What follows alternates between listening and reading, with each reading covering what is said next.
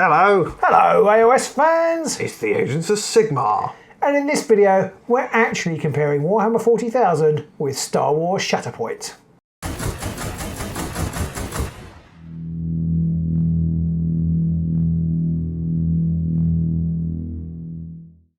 So 40k and Shatterpoint, two very different games. Two of the hottest releases of the summer.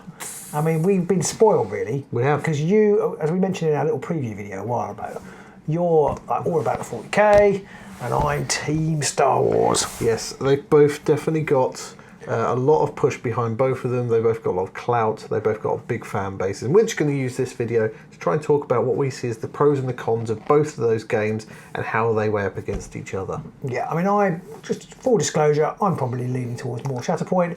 And I'm probably going a little bit more towards 40k. But we'll try and be as fair and balanced as possible, even if Pete's wrong.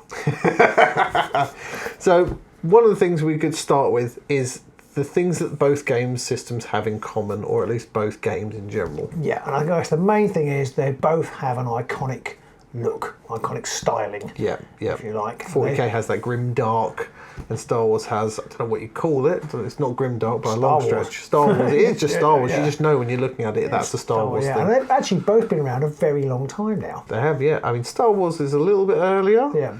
And 40k has definitely stolen some things from Star Wars over the time, but like the Empire. Yeah, it's a pretty big thing to steal as well. It's very hard to steal all of it in one go. But they've both been around a very long time in the grand scheme of things now. Absolutely, and because of that, they both have a fervent and dedicated fan base. Is this a pro or a con? Yeah, we can't decide which con to put that. So we're just going to put that as a statement on its own. I'm sure we will equally offend and earn adoration from equal numbers of people by that. Well, I think on both sides, I will just say, on both sides, most of the people are lovely. Yes. And just love the hobby, or that side of the hobby, whatever. For just the for the environment, sake and of they the love hobby. it. And there's just a few on both sides. Vocal minorities who spoil it, or want to spoil it for everybody else. Yeah, but all we just do is ignore them and then we're fine. But if you're not one of those people, don't forget to like, subscribe and ring that bell and leave comments below about what you think of this video. Absolutely. So I guess one thing that is quite different about them, the games themselves, is one's been around a lot longer than the other has. Absolutely. Shatterpoint is still in nappies. Yep.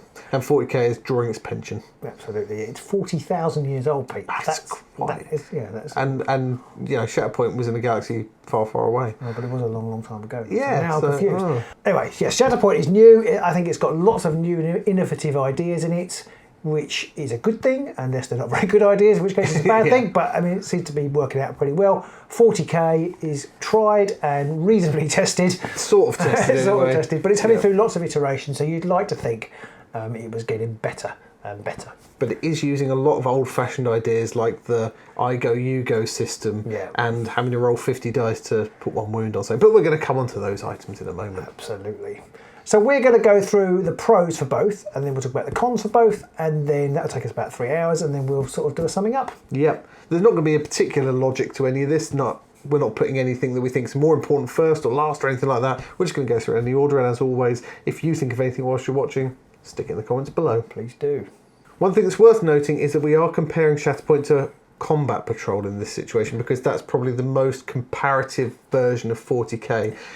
If you're comparing Shatterpoint to a 50,000 point game, it's a completely different animal. And indeed, cost-wise, a strike team for Shatterpoint costs roughly the same as a Combat Patrol box, so you're getting a similar comparison for your money. Yeah. So the first thing is, it's a small model skirmish game. Yeah, yeah. There are a lot less models going on there than in 40k. Which is great, because you can get it up and running very quickly. Yeah, it's a lot less daunting to have 8 models in front of you than possibly 30, depending on what you bought. Yeah, and I have to say, it's a good skirmish game. I think it's better than MCP, and I think it's definitely better than Kill Team, which got bogged down, and it's too many rules. For the number of models, and it was a big disappointment to me. Because it's got a small model count, it's pretty easy to paint, as you said, but those models are well sculpted, but they've not got loads and loads of detail. The Star Wars aesthetic is pretty clean, and that translates very nicely into the models. The scale's slightly bigger, so it's quite easy to get paint on the models, and they look just great when they are painted. They're more true scale, aren't they, as well? So the arms are a bit thinner and the bodies are a bit longer, and generally it makes painting the whole model a lot easier, whereas some of the 40k stuff can be insane with the detail and all of the technical and tricky little bits all around it. Which can be very daunting. Yeah, incredibly daunting. Especially if you haven't haven't done any painting before. Yeah. So moving on to the mechanics of the game, I really like the fact that Shatterpoint has standardised movement. Everything kind of moves the same. Yeah. You just have your little rulers and you move it. There's an interesting struggle mechanic, which I really like, a to and fro, almost like a tug of war, which is really good. And I like the fact that it doesn't all reset when you've won one of those struggles. The game just changes slightly, but it just carries on. That's really nice because you have to think ahead, not just about whether you win or lose this struggle, or if you are losing it, you think, well, actually, I've got to get ready for plan to win the next one. And I really like, and I know a lot of people don't, but I really like what I would say is the innovative order system with the cards. Yeah, I love that too.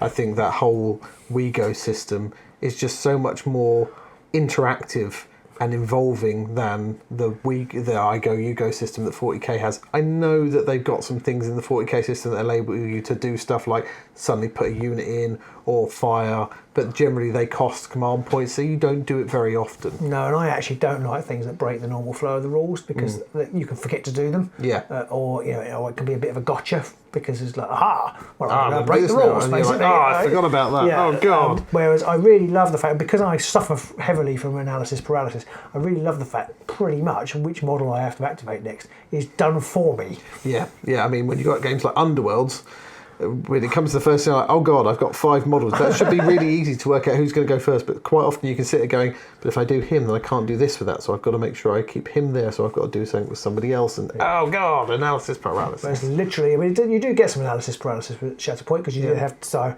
what you're actually going to do with the model you've got to do it with, or you've got the ability to put in reserve. But generally speaking, it's like, well, I need to do something with this fighter. Yeah. What am I going to do? Yeah. Another thing I really like about Shatterpoint is the pre-preparation is quite slim. Yep. It's really, really easy to make your strike team.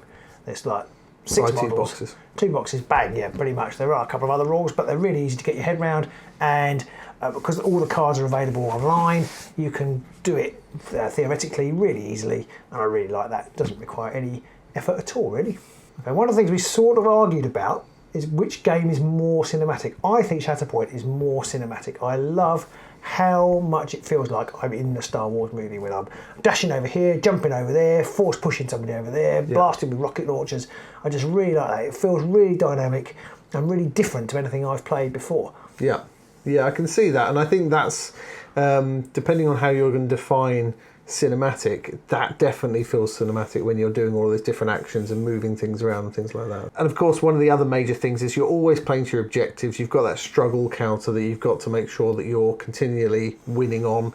So it's not always just about I'll kill all my opponents and then I'll just win by default. You've always got to think about the objectives. Yeah, they really feel like they're an important part of the game, and actually often it's better to move somebody rather than taking the heavy damage. Yeah. Option or move your own fighters onto it. And I really like that because it really feels like there aren't very many games where I felt invested in the objectives, like they're actually an important part of the game rather than just like a MacGuffin to score the game. Do you see what I mean? Yeah, definitely. So coming on to the 40k pros, it's a slightly smaller list, but I think it's still a valid list out of all the things. Well, you would.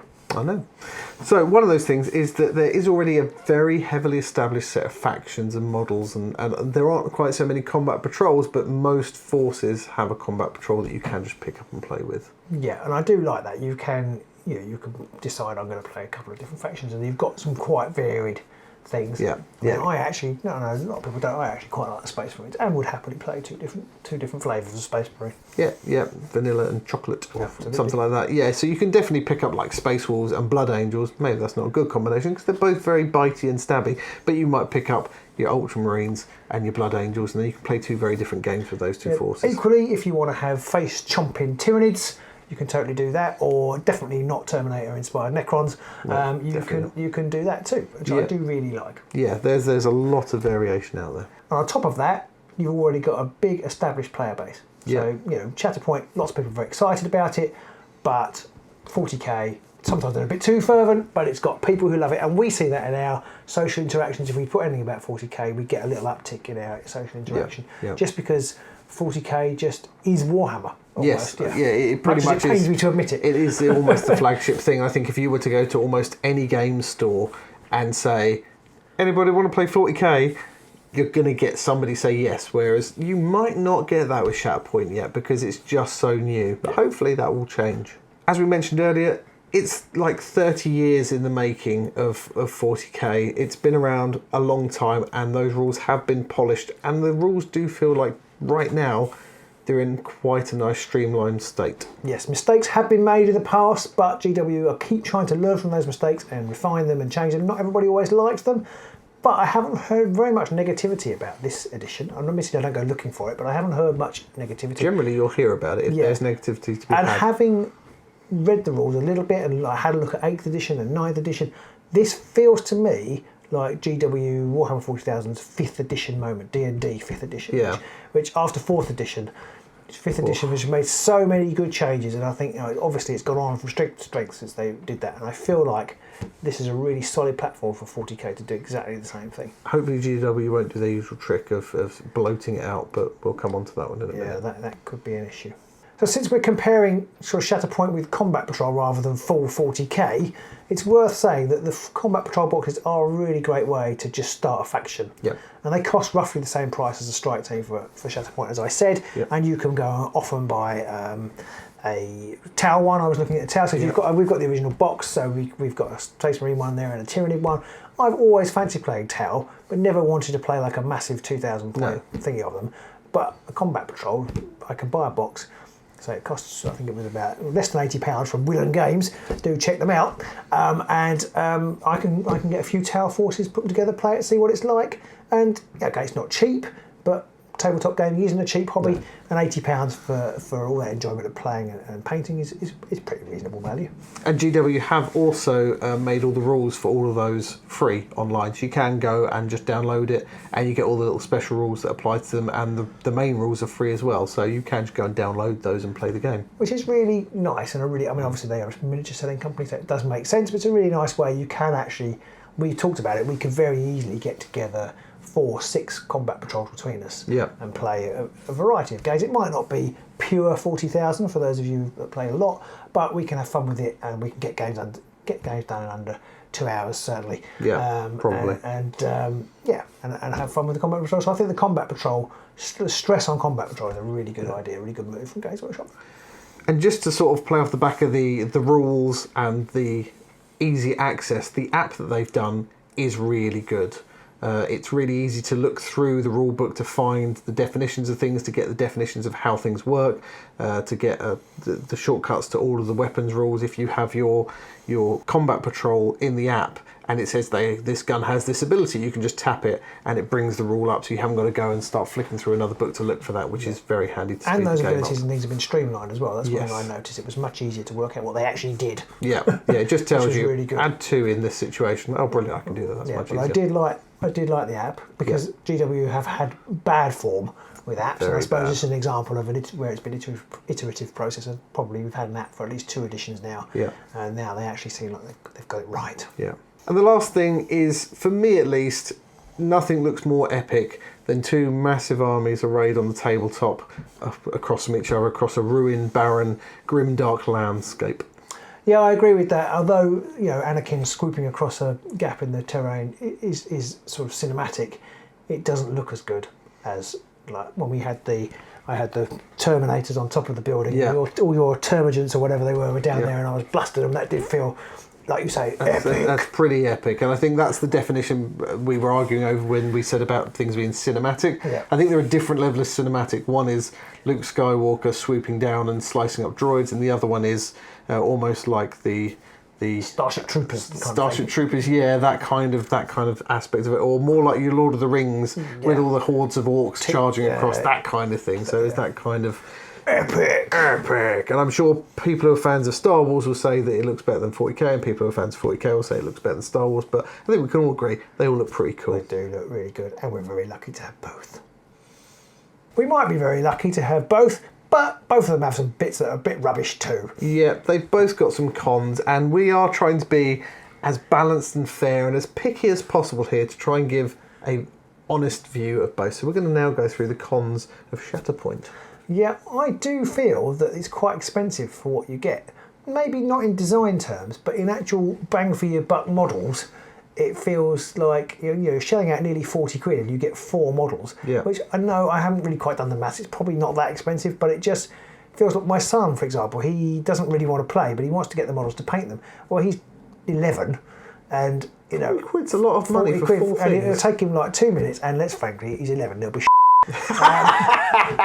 and it's just too much. It is a lot of money, and they're very delicate. Yeah. It's like, these are daddy's toys, don't touch daddy's toys, they'll break. I feel really bad for saying that, but I do. But it will, yeah. And I kind of wish, and I understand why they've done it this way, but I kind of wish, and I feel this about a lot of AMG Fantasy Flight games, that they divorced the rules from the packaging. Because when you buy a box, you're basically paying for the cards as well as the models. Yes. Which if you don't ever, like my son doesn't really want to play, if you don't ever want to play, then you're buying this stuff that you don't really want, and you're paying probably an extra 10 quid maybe on top. Yeah. Which is not insignificant over a number of models. So if you're a painter and a collector, this feels like it's a little bit expensive. Yeah. If you've bought the models, it can then be a little bit of a pain when you only get to activate them once in a game before it's over. Yeah, we haven't had extensive game time yet, but we didn't activate all our models twice, did we? No, I think we got to about 11 activations through and the game was over. Now, that might be a short game, but it's not a lot. No, and so you all these beautiful models that you bought and painted, and Anakin only moved once or something. Only ran across the board, and then he got swatted on the head, and then he just sort of stood there for the rest of the game. And you're like, that wasn't very cinematic, was it, Anakin? Having said that the standardised movement was good, which I do like, because I don't like 40k. It's like you've got to remember each time. That one moves 6 inches, that one moves 4 inches, that one's only moving 3 inches. At least they haven't got like heavy armour and light armour now, which changes it. But it's hard to remember what everybody does. I like the standard tools, but I just think it would have been better if, and I always think this, it would just be better if they were just standard. Give us inches. Just standard distances. Yeah. Centimetres would have been fine. Yeah. Centimetres, decimetres, even anything like that. But it's like having a particular tool. It's just a little pointless. And it's more plastic that you're buying in the box. It's like, I've got a tape measure that works great. Can I just use that? Yeah, I do. There is something that I do like about the fact that it's round and you can put base in it, and when you use the size of the base also matters. I do like that. But it also doesn't have to go right on the end bit. You can just touch any part of it. So it's like, whilst it's nice that it slots on the end there, most of the time you don't do that. Yeah. I kind of feel like this was just more plastic that we didn't really need. Yeah. And it's a bit of a faff because you've only got one core set, so we've got to swap them back and forth. We also noticed that with MCP, we thought, maybe we can use the MCP stuff. No, they're not the same size for the movement ones. The ranges are, the movement aren't, which is just a bit cheeky. Yeah.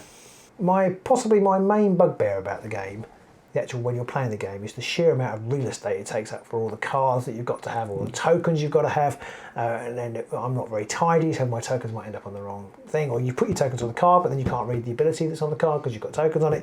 And it's just a bit of a pain. We've got limited space here. We've ended up buying some combat dials, which I do really recommend to track the stamina damage. And they've really helped because I haven't got all the counters for wounding all over it. But I do feel like, and it's an AMG thing, I do feel like they do love their tokens. Fewer tokens might be better. Yeah. MCP has a similar issue, and if you've got them stored on a little table, woe betide if you should knock said table. Yeah, exactly. Which I do because I'm quite clumsy as well. Yeah, so that is a small problem. Another issue that I have is with the rulebook itself. It's not the best laid out rulebook, and there's some very random orderings of things in there, and there's no glossary. Yes, the referencing is poor, but also we've done a video on mistakes to make, which you can check out.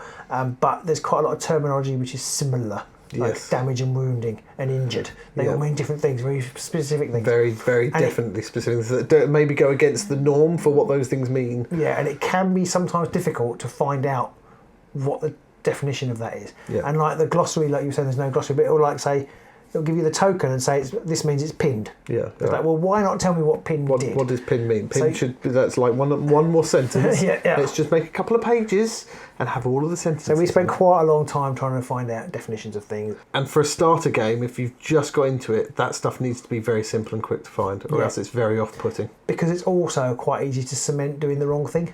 So you end up making a mistake and then you cement that mistake, and then it's very hard to break that mistake. And some of the wording is a bit iffy, particularly on the cards, because they've gone for this kind of passive neutral style of the character. Or the unit and all that kind of stuff. And then you might have one person in that unit, but it's like a character in this unit. You're like, but there's only one character in this unit. There's never going to be more than one. What's going on? I have talked about that in a previous video, but it does get very confusing when you're trying to learn and play the game for the first time. It feels very legalese. Yeah. I feel like the rules in themselves aren't very difficult, but there's lots of layers, and each layer is slightly ambiguous. And then when you pile them all on top of each other, you end up with a bit of a sandwich. Yeah, pretty much, yeah. And it's like some of the examples, like we could not find an example of knocking someone or pushing someone off of a walkway.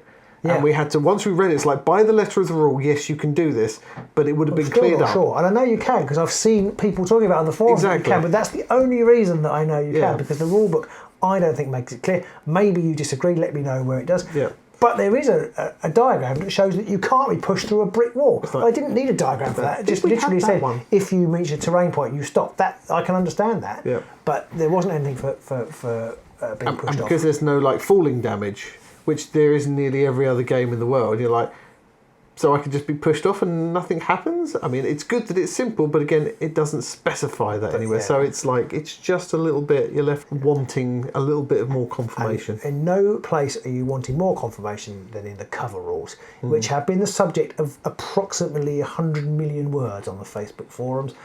They've also already changed them, but they're actually really quite simple. As long as you basically try not to read them too much. As long as you know what they are. Yeah, exactly. Perfectly simple, as long as you can speak Latin. But they are actually really quite simple, but they're so counterintuitive that they really needed more diagrams. There's a beautiful diagram doing the rounds. I think it's on the official Facebook page, it's linked at the top as a piece of media. But it's of all the different things, and it does explain it all, and it's perfect, and it's really good. But if you're new to the game, or new to gaming in general, it is absolutely mind-boggling. Yeah. Even though it's actually quite simple. One thing that I am still not a big fan of is the fact that you can have multiple fighters in a unit, or multiple characters in a unit, to use the proper word, two, and they share the same damage characteristics. So you can shoot one guy on one side of the board, and the other guy on the other side of the board dies as well, or suddenly can't do something. But they also, your head in, doesn't it? It does my head in, does my tiny brain in, but they can activate separately, so they both can move in different directions and shoot different targets, and if you recover with both of them, they both can remove a different thing, but effects will affect both, and things like that. Just it is a little bit. I quite like it. I think it adds an extra layer to your thinking about the game, but it is a bit counterintuitive. But I like the fact that you can't just charge up the ball with one of them while sticking the other one on an objective at the back of the board. I quite like that, because you don't want to get gunned down. Because when one dies, the other's going to disappear. Yeah, so I quite like it, but it is.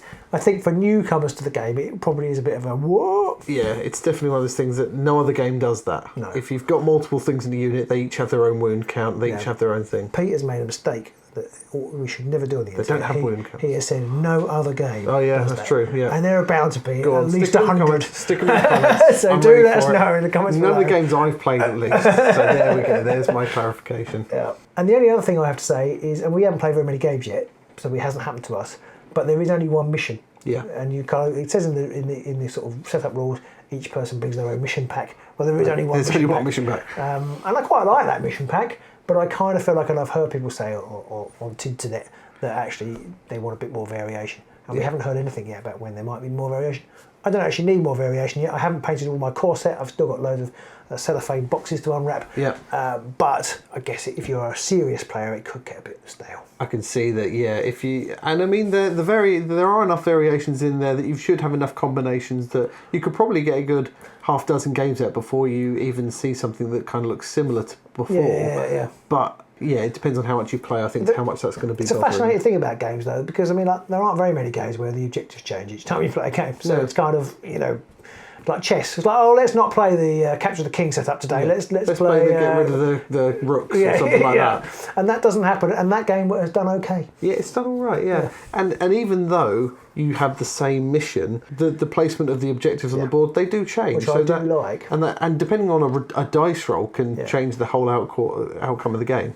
Yeah, I didn't 100% like that actually. It's not on our list, but I didn't 100% like that in our game. I did feel for you because you kept rolling the one that was just the wrong side of the board to me, and it just felt like a bit. But every time you rolled it, it then came back out. Well, to my that's side. true. Yeah, it was swings and roundabouts. But it was a bit of I just felt because you were behind and trying to catch up. I just felt that actually it would be quite nice for you if you could just once roll the bloody one, especially you had two. Yes, yeah, there is that. So that's more about your dice. Yeah, that probably says a lot more dice, Yeah. and I think that's another tiny negative for me, and it could just be my dice, is that you roll less dice in this game.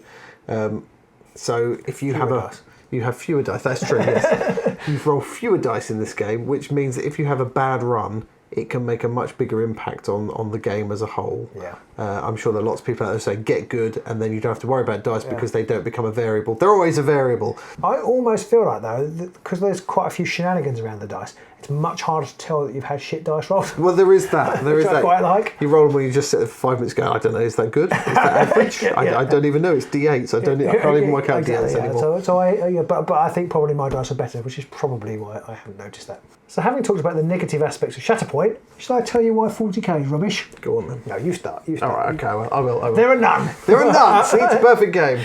Well, one of the first immediate things is that there's a lot of models. There can be a lot of models even in the Strike Forces in comparison to Shatterpoint. So you might only have 8 models in Shatterpoint. You could have 30 or 40 models in 40k depending, and that can be quite a daunting prospect. You do have a lot more than I did. Your Tyranids. Yes, there's a lot in there, and that's a lot to stick together because they're not simple models. Because this is GW, and they're not simple to paint either. So if you're one of these people that is very good about how you approach things, you want to assemble them all and paint them all before you get them on the table, you could be there quite some time. It's quite a large barrier to entry barrier, potentially. Yeah, potentially. Yeah, or even though you just play with grey plastic, but yeah, potentially it is. Not only that, those armies where you have to paint a lot of models, those models spend proportionately less time on the table. Yes. Like my Terminators, of which there were only 5, spent most of the day just wandering up and down, spraying things with bullets, and smashing whereas things. your Terminators were like, oh, hello, oh, I'm off again. Oh, I'm dead. Oh, we're all dead. I mean, and whilst I can bring those Termagants back sometimes,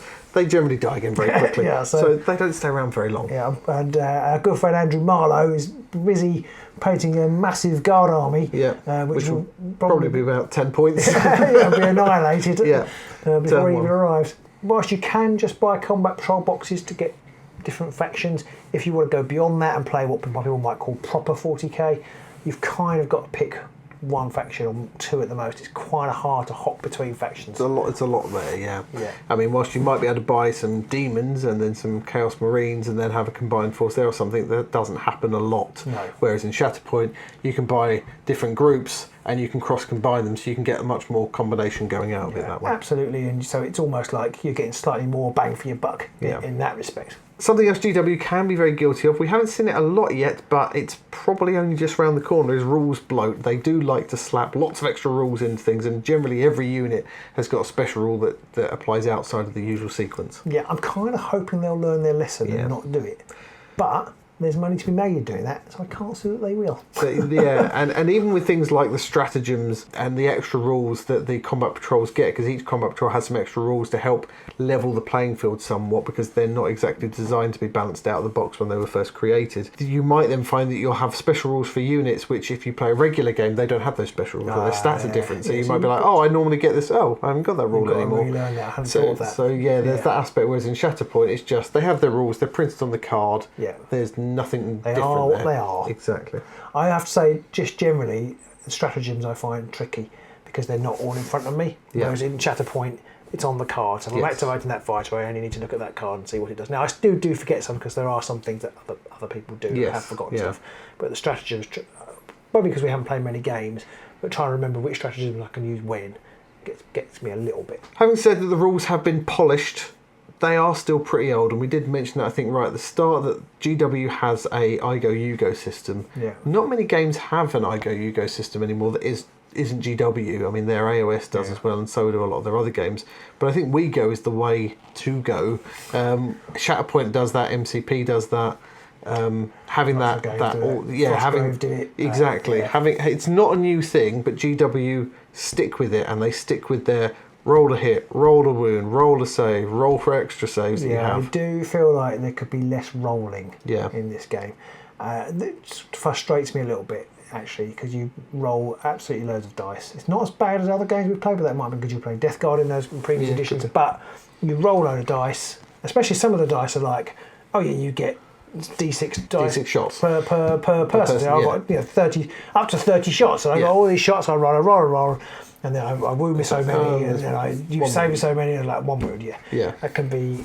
I mean, it must be more soul destroying for you because with the Terminators, they then I've got 2 to save. I guess it depends what you're used to here, because I grew up with these kind of games. I'm used to I'm going to roll 30 dice, but I know only half of them are going to hit, and I know only a sixth of them are going to wound. So I've already kind of done the maths in my head and thought, right, out of these 30 shots, I'm going to maybe get 2 wounds. Yeah, so there is that nice feeling when you beat the odds. Yes. And you need 4s and you roll all 4s. Yeah. You've got like 8 dice and you get like 9. Well, 9? You get 7 successes out of 8, and you needed like 3 or more. And you're like, I rolled no 1s or something. So there is that kind of aspect to it. It just feels like really, especially I can imagine in a bigger game, because we've only played fairly small games. In a bigger game, I imagine that would get quite dull. And I've seen things where people have mentioned, if you take this unit and you give them this character, then they're rolling 80 dice when they charge. Like, who's got time for that? No, I have to get the computer out at that point. Exactly. I'm just going to use a random number generator and just start making it easier. Maybe that's what they need to do, is an app just to do the dice roll. Something like that. So you can just go, this is attacking that, roll the dice for me. And I'm sure there are people screaming at the screen now saying, no, I like rolling buckets of dice. I do like the tactile nature of dice, but I think the longer you play, the more boring rolling lots of dice gets. Because you get used to it as well. You're like, right, I've got 30 dice, I'm on 4 to hit, bam. You spend more time sorting out the dice, and now I need 3s to win, bam. And I'm just going to sort the dice. And that's one of the good things about Shatterpoint, is you roll 7, maybe 8, maybe 9 dice, but then you just work out, right, well, that's 5 pips on my damage chart, and that's all you got to do. You do have the additional aspect then with Shatterpoint that it's like, right, so I'm going to do some wounds, then I'm going to push you back, so I'm going to do that, and then I'm going to do another wound, and I'm going to do this thing. So now we need to work out that bit. It's quite complicated, but at least you're doing something. Exactly. Yeah. at least people are getting involved rather than just going, oh, you've got a lot of 6s there. Oh no, you roll a lot of 1s that time. Oh, whatever they roll. Yeah. And you always go, oh, there's a lot of 1. Actually, it's not a lot of 1s there. Oh, actually, you've got above average. Oh, okay. Do that all the time. Yeah, every single time. Yeah. Of course, the other thing we haven't said is that D8's always better than D6s. I mean, it's got more sides. Yeah. I just don't feel you get quite the same rolly clackiness out of D8s as D6s. I know what you mean, but they look better. Yeah. Look better. They're octahedrons. Octahedron's greater, better than a cube. Octahedron's a better word. Yeah, that's true. Yeah.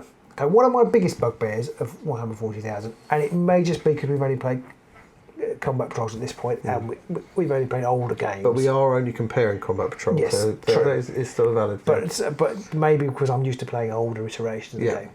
Although there are objectives in the game, they have felt largely pointless. Except that you had to be on them to score the points to win the game. Yeah. But effectively, whereas 40k of old used to be like, well, we'll keep fighting until one of us has annihilated the other and they're the winner. It was still a bit like that, because basically I just had to gun you down. You got onto the objectives faster because you had more people, but then I just had to gun you down so that you didn't have any left, so I could stand on them for longer at the end. So as long as you hadn't stood on them for longer than I had, by the end of the game, and I won. And it just felt a bit, unlike Shatterpoint, where it's all very dynamic, fighting over the objectives, control of them changes. It basically only changed if you were dead. Once I'm on an objective, I'm on that objective. I'm probably not going to go anywhere, because why would I? So you've basically got the only option is come over and beat me to death, and then stand on that objective for longer than I have. Yeah, there were a few exciting shenanigans at the end where I had to try and get on to a couple, otherwise you were going to win. But it just felt a bit kind of, actually, at the end of the day, it's just me just standing there with all my firepower, just trying to turn you to mulch. Yeah, and there's an aspect to that which is quite fun, and again, it's quite epic to see this tiny little group of Marines just sitting there gunning down swathes of nids. But when you get down to the fundamental of the mission, they don't change, they don't move, there's no, oh crap, I need to get over there. It's just, I'm going to stand on these, I'm going to camp there, and you just got to try and get rid of me before the clock runs down. And I thought it was quite exciting that I had some secondary missions and they would give me other things to do, and then I picked it up and it was like, oh, just shoot more people with a specific person. Yeah, just he has to kill people. I think the Nid one was a bit more interesting, the one I picked, because it was like I had to hold an objective in your half.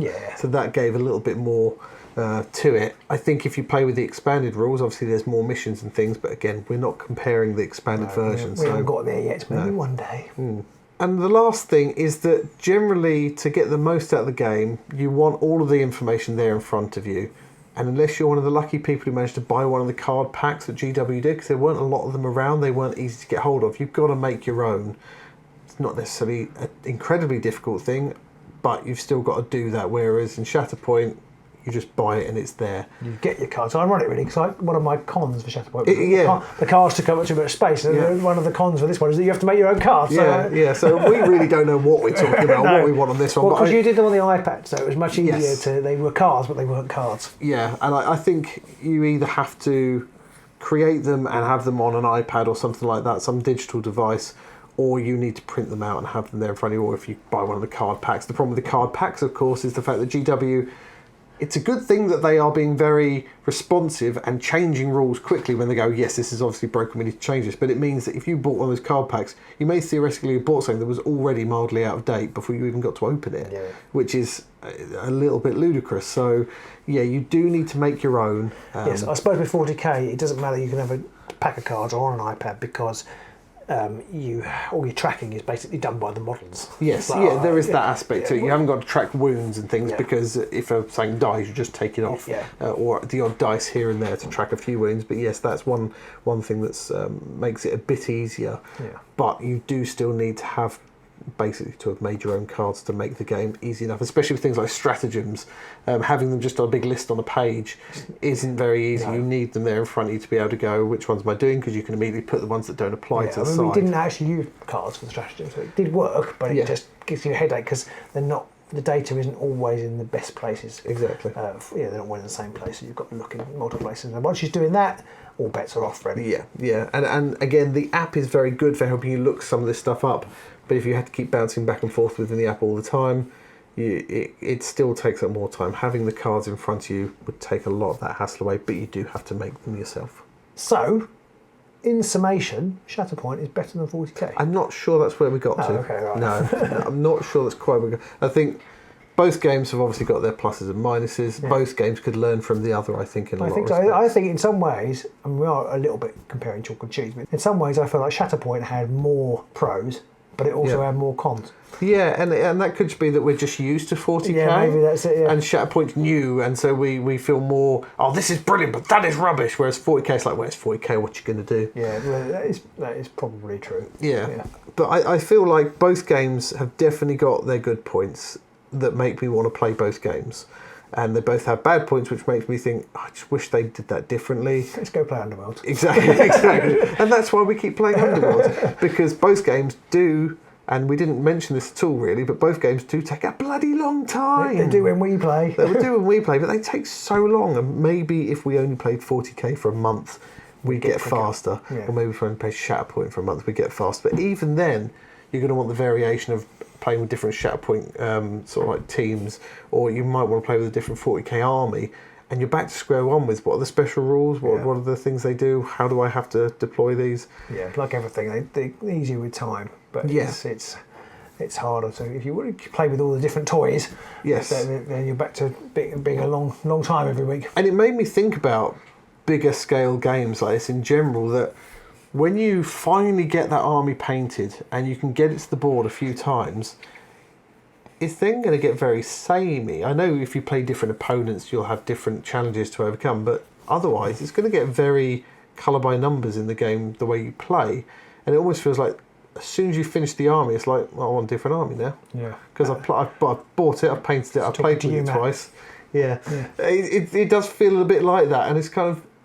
That's why Shatterpoint is better, because you can mix it more. Maybe that's one of the things that sells the Shatterpoint angle a bit more, perhaps. I think that's why I prefer skirmish games and why I love Underworlds, because you can pick up a totally different warband. In fact, you could have, we've played so many now, we could actually do 2 different ones in an evening, 2 different warbands, 2 totally different games.